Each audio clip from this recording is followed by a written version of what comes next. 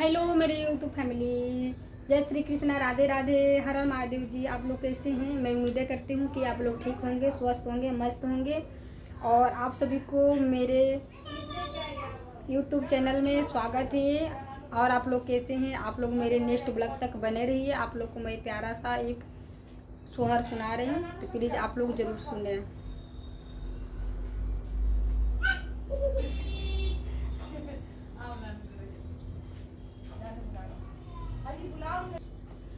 तो प्लीज आप लोग सुनिए।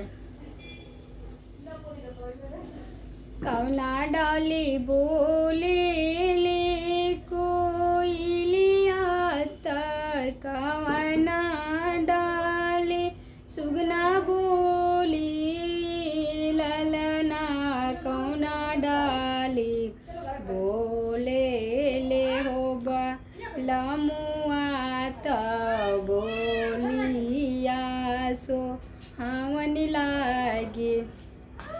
आम डाली बोले लीको इलिया अमरूद डाले सुगना बोले ललना, सिजिया डाली बोले ले हो बा लमुआ बोलिया सो हवन लागे।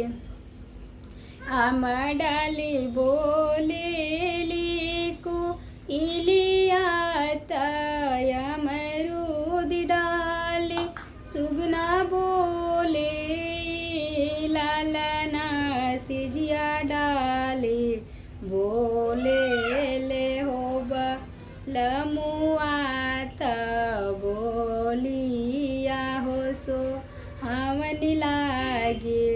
कवन फल खाइले को इलिया कवन फल सुगना खाइले लालना, कवन फल खाइले हो बा लमुआ बोलिया हो सो हवन लागे।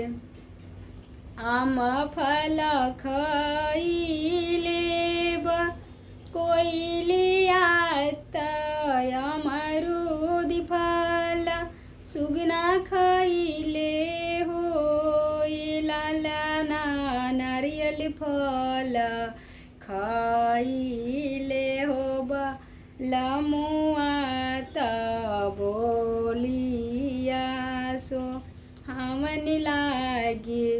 ए लालना नारियल फल खाइले हो बा लमुआ हो रिलवा इतना सुंदरी बाड़े।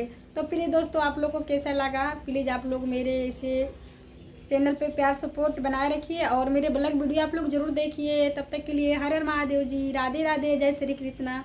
प्लीज़ आप लोग मेरे सोहर जरूर सुनिएगा आप लोग।